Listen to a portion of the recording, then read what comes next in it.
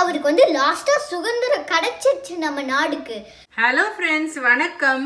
இன்னைக்கு வீடியோல நான் எந்த டிப்ஸும் சொல்ல போறது இல்லைங்க. இன்னைக்கு வந்து குட்டீஸ்க்கான ஒரு நேரம். ஹலோ குட்டீஸ், வணக்கம். ஷிவானி வந்து உங்க எல்லாருக்கும் சூப்பரா கதை சொல்ல போறா. இது வந்து நம்ம சேனல்ல புதுசா நான் ஆரம்பிச்சிருக்கேங்க, கதை நேரம் அப்படின்ட்டு, ஸ்டோரி கார்னர். ஸோ ஒவ்வொரு வீக்கும் ஷிவானி வந்து இன்ட்ரெஸ்டிங்காக உங்கள் எல்லாருக்கும் ஒரு கதை சொல்ல போகிறா. நம்ம இப்போல்லாம் பார்த்தீங்கன்னா கதை சொல்கிறதே நம்ம குழந்தைங்களுக்கு விட்டுட்டோங்க. கதை சொல்கிறது ஒரு பெரிய கலை. நம்ம குழந்தைங்களுக்கு கதை சொல்ல சொல்ல அவங்களுக்கு பயங்கரமாக க்ரியேட்டிவிட்டி இம்ப்ரூவ் ஆகும். அது மட்டும் இல்லைங்க, பெரிய விஷயத்த கூட சின்னதாக நம்ம கதை மூலமாக அழகாக சொல்லிடலாம். ஸோ ஷிவானி வந்து பார்த்தீங்கன்னா இனிமேல் வந்து ஒவ்வொரு நேஷ்னல் லீடர் பற்றியோ இல்லை ஒரு ராஜா பற்றியோ அந்த மாதிரி ஹிஸ்டாரிக்கல் கேரக்டர்ஸ் பற்றி கதை சொல்ல போகிறா. ஸோ நம்மள நிறைய பேருக்கே அது தெரியாது. ஸோ நாமளும் அதை தெரிஞ்சுக்கலாம் அவகிட்ட இருந்து கேட்டு. ஸோ இப்போ வாங்க நம்ம ஷிவானி பேச போகிறத கேட்கலாம். ஹலோ குட்டீஸ், வணக்கம். இன்னைக்கு நம்ம யார் பற்றி பேச போறோம்னா கெஸ் பண்ணுங்க. யார் நம்மளுக்கு சுதந்திரம் தந்தாங்க? மகாத்மா காந்தி. ஆமா, கரெக்டா கெஸ் பண்ணுங்க. இன்னைக்கு மகாத்மா காந்தி பத்தி தான் பேச போறோம். மகாத்மா காந்தி அக்டோபர் 2 பிறந்தாரு. அதுதான் நம்ம வந்து காந்தி ஜெயந்தியா நம்ம கொண்டாடுறோம். அவருக்கு 13 வயசுல கல்யாணம் ஆயிடுச்சு. அவரோட வைஃப் பேர் கஸ்தூரி பாய். அவர் லண்டன் போய் படிச்சாரு. அதுக்கப்புறமா அவர் வந்து சவுத் ஆப்பிரிக்கா போய் அவர் வந்து வேலை பார்த்தாரு ஒரு வக்கீலா.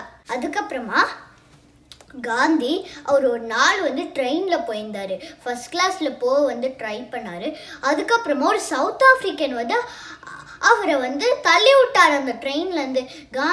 காந்திக்கு வந்து ரொம்ப சேட் ஆயிடுச்சு. அப்புறமா அவர் வந்து கருப்பு வெள்ளையை எதிர்த்து போராடினார். அதுக்கப்புறமா அவர் வந்து சத்தியாகிரக முறையில் தான் அவர் போராடினார். அவர் வந்து அப்படின்னா அவர் அமைதியாக போராடினார், சண்டை போடாம தான் போராடினாரு. அப்புறம் இந்தியா வந்துட்டாரு. அவர் பிரிட்டிஷ்க்கு எதிராக போராடினாரு. ஒரு நாள் அவர் வந்து சால்ட்டுக்கே டேக்ஸ் போட்டாங்க பிரிட்டிஷ். அப்புறமா காந்திக்கு வந்து என்ன நினப்பு வந்துச்சுன்னா, ஏழைங்கெல்லாம் என்ன செய்வாங்க இந்த மாதிரி டேக்ஸ் போட்டாங்கன்னா, சாப்பாடுக்கு வந்து சால்ட் ரொம்ப முக்கியமான விஷயம்ட்டு அவர் வந்து 400 கிலோமீட்டர் வந்து நடந்தே போனார். அப்புறமா பிரிட்டிஷ் கிட்ட போய் வந்து சொன்னார், இந்த மாதிரி சால்ட்டுக்கு டேக்ஸ் போடாதீங்கன்ட்டு. அப்புறமா பிரிட்டிஷ் சால்ட்டுக்கு டேக்ஸே போடல. இந்த மாதிரி நிறைய போராட்டம் பண்ணி காந்தி நம்மளுக்கு வந்து சுதந்திரம் கிடைக்க வச்சாரு. காந்தியோட லைஃப்ல இருந்து ஒரு பாடம் கத்துக்கலாம். அது என்னன்னா, நம்ம எதையுமே நம்ம சண்டை போட்டு கேட்கக்கூடாது, அமைதியா கேட்கணும். ஓகே குட்டீஸ், பாய்.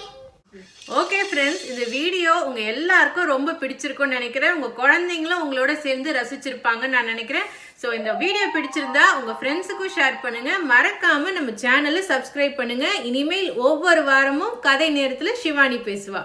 ஓகே ஃப்ரெண்ட்ஸ், பாய்.